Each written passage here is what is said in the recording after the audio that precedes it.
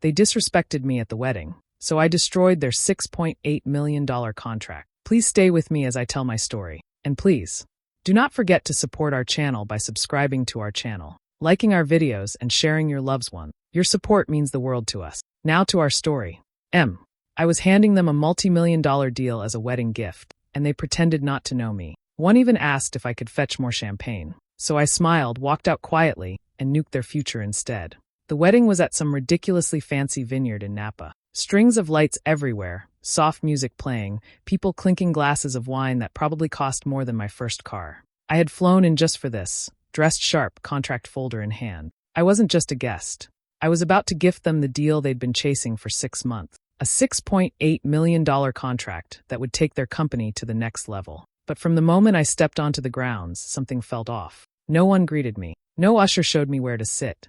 I stood at the edge of the cocktail area, holding the signed contract like a dam in turn holding coffee. I caught the groom's eye, Jason, an old college friend turned business partner. He looked at me, gave a confused half smile, then turned back to his group. No wave. No, hey man, glad you're here. Nothing.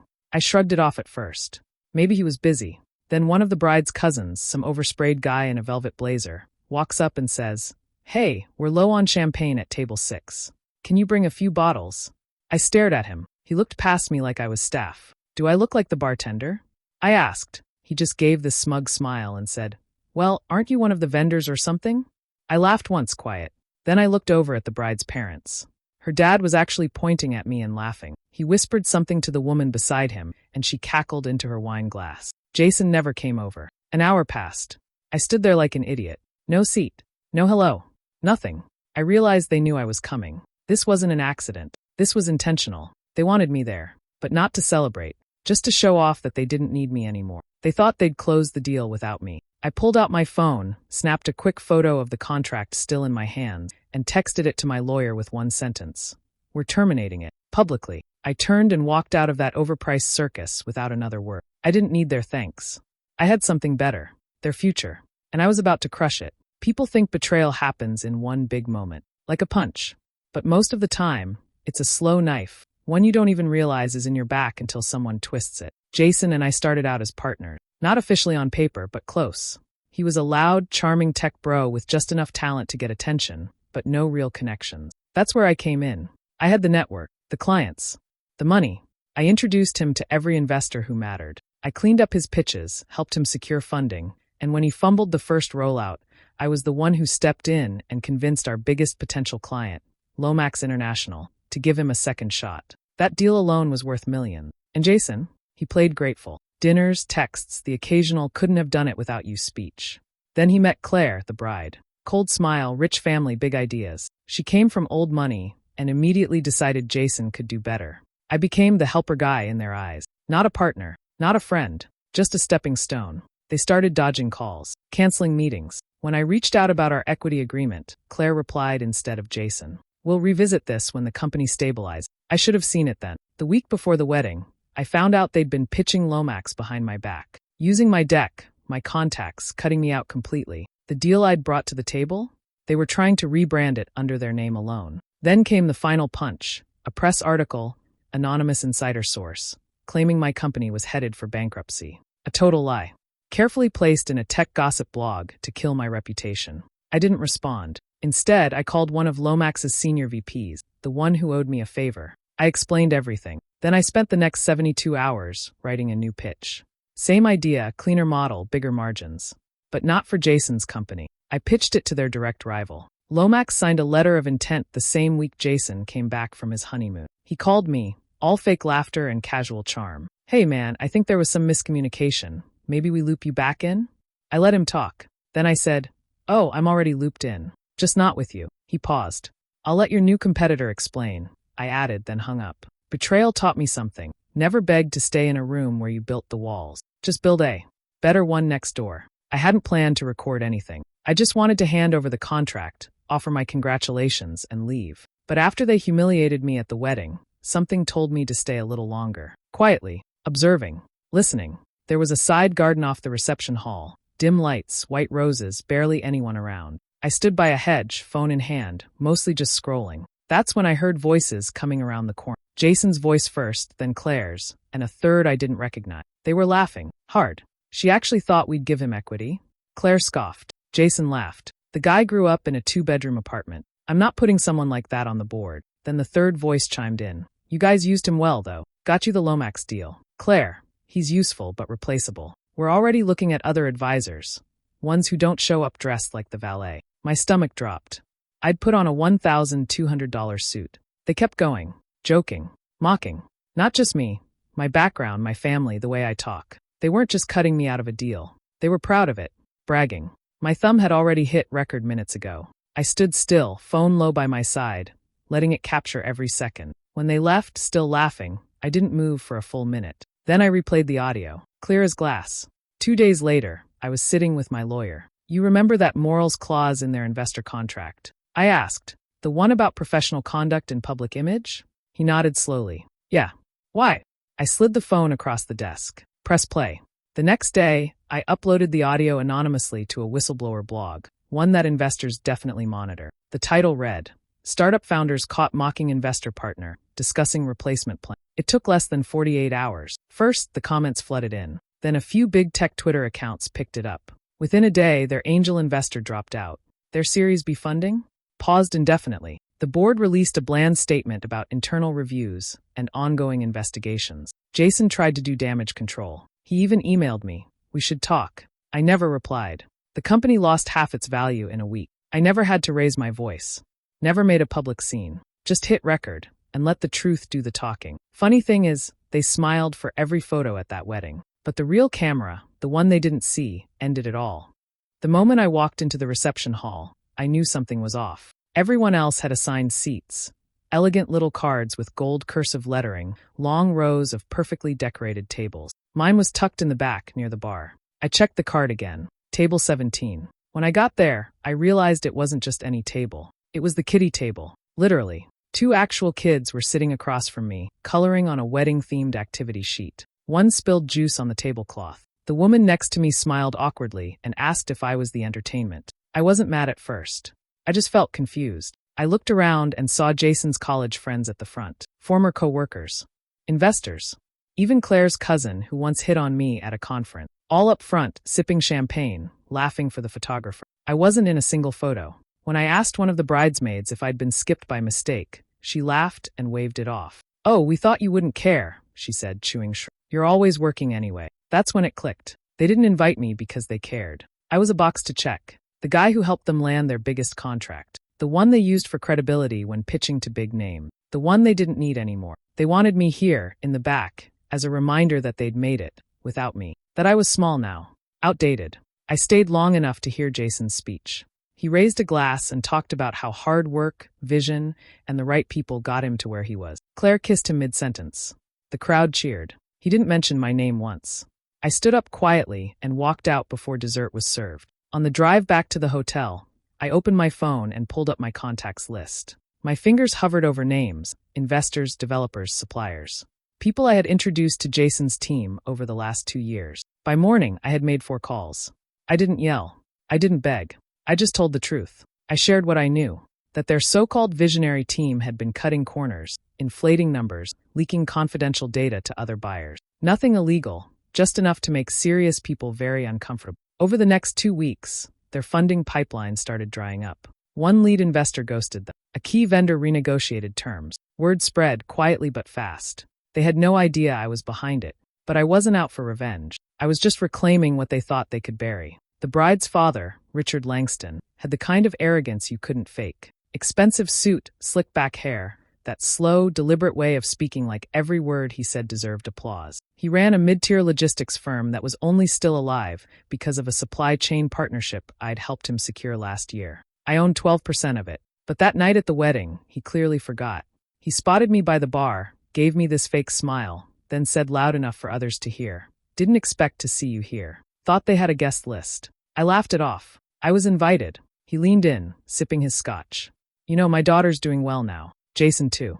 People like you, well, I guess they're lucky to be in the room." I paused. "People like me?" He smirked. "Let's not pretend. You're smart, sure. But this level, it's not really your world. You're the background guy. The fixer. I stared at him for a long second, then smiled. You're right, I said calmly. I fix things, and sometimes I take them apart.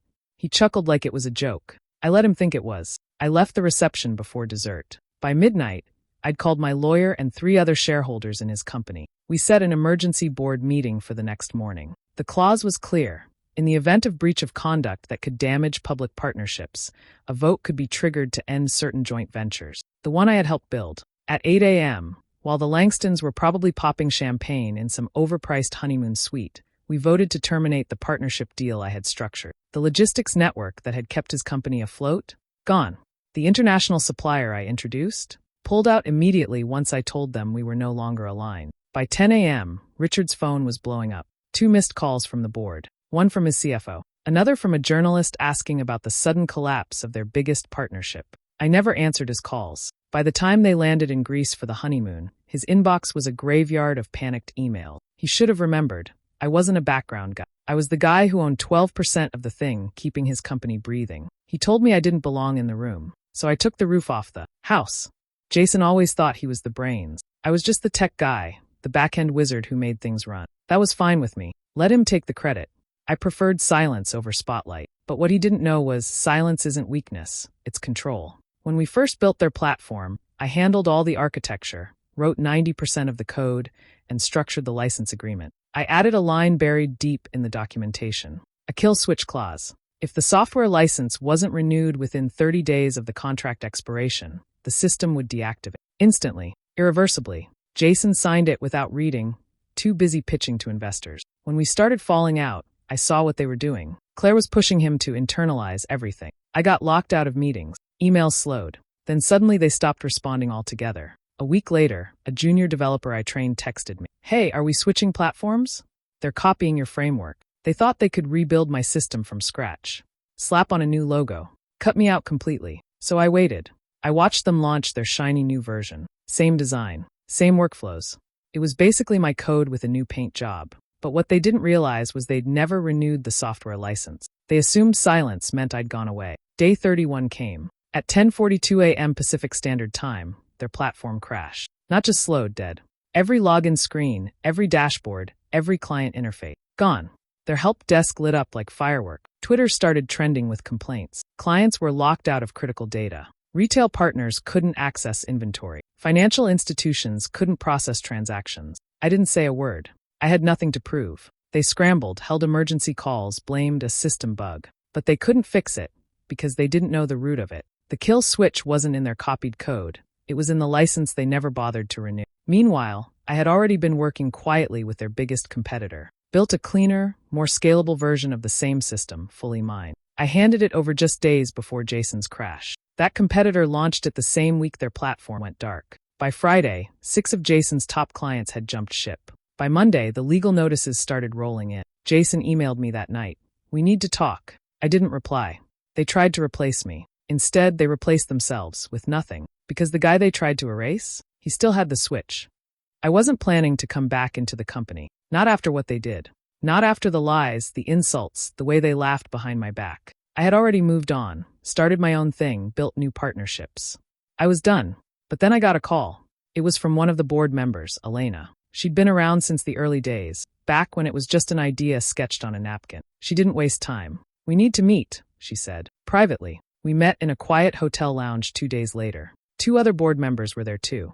They weren't just uncomfortable, they were furious. Turns out, Jason and Claire had been making reckless decisions behind closed doors. Overpromising to clients. Burning through investor money. Ignoring advice. Treating board meetings like personal victory laps. They're tanking this thing, Elena said. And we think you're the only one who can fix it. I didn't say yes right away. I let them talk. I asked questions. Then I reviewed the numbers myself. It was worse than I thought. Debt rising. Morale down. 3 clients about to walk. So I agreed, but on my terms. Within the week, we called an emergency board meeting. Jason and Claire showed up late, laughing like it was just another formality. They weren't laughing for long. I laid out the full report. Every misstep. Every lie. I brought the receipts. Then I made the motion, a vote of no confidence. It passed.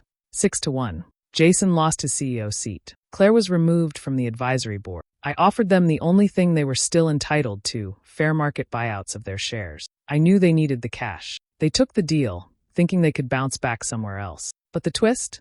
They didn't realize how small the industry really is. Every bridge they burned, every arrogant pitch, every insult, they all remembered. 3 months later, Jason applied for a product manager role at my new company. Claire sent in a resume for a brand consultant, opening through a recruiter. She probably didn't realize it would end up on my desk. I didn't reject them. I just never responded. They played their game, smiled for the cameras, thought they'd cut me out and walk away clean. But the people around them were watching. And when it all started falling apart, they didn't ask Jason to fix it.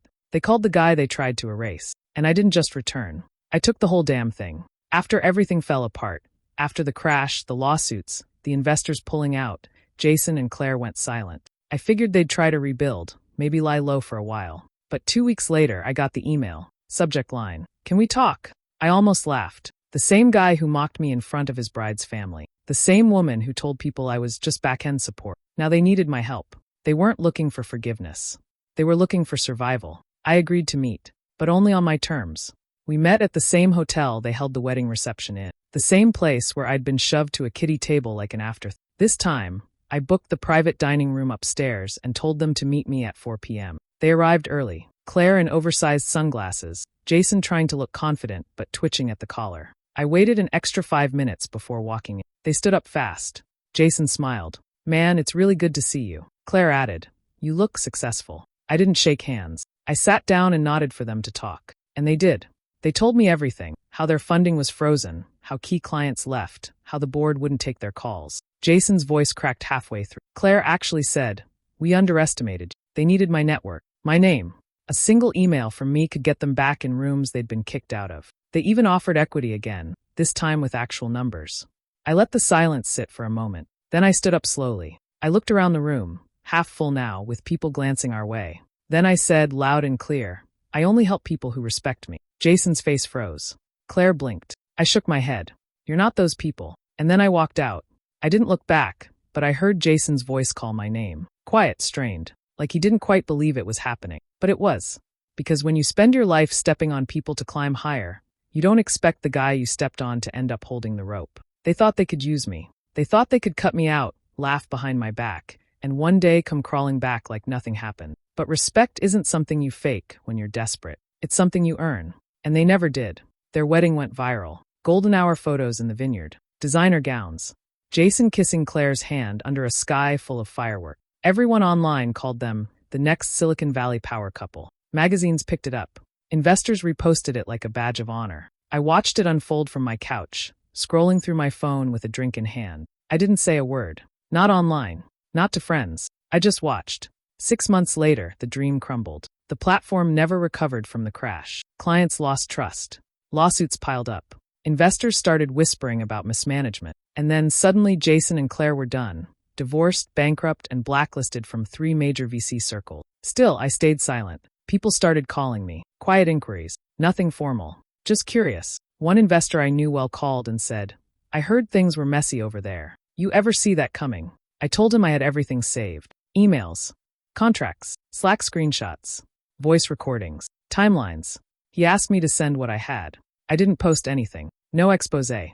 No public statement. I just forwarded the files. Emails showing how Jason and Claire had planned to cut me out before the wedding. Notes from meetings where they took credit for work I built. The leaked article about my company's bankruptcy that traced back to Claire's cousin's PR firm. All of it. Clean.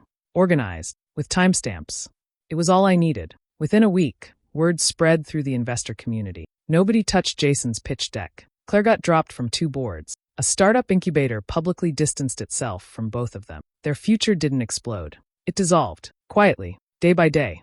I never had to raise my voice. Never wrote a blog post. Never fired back in public. I didn't need revenge headline. I had receipts.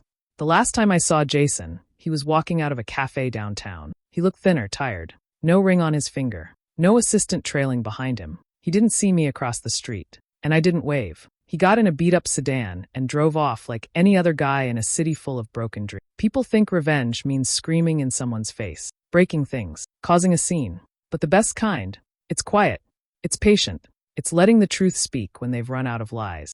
It was quiet on the street when I pulled up. Their old office building still had the name on the glass, half peeled off. A dusty for lease sign hung in the window. The parking lot was empty except for one delivery van and a few dead leaves blowing in circles near the door. I stepped out of my car and walked up to the glass, hands in my pockets.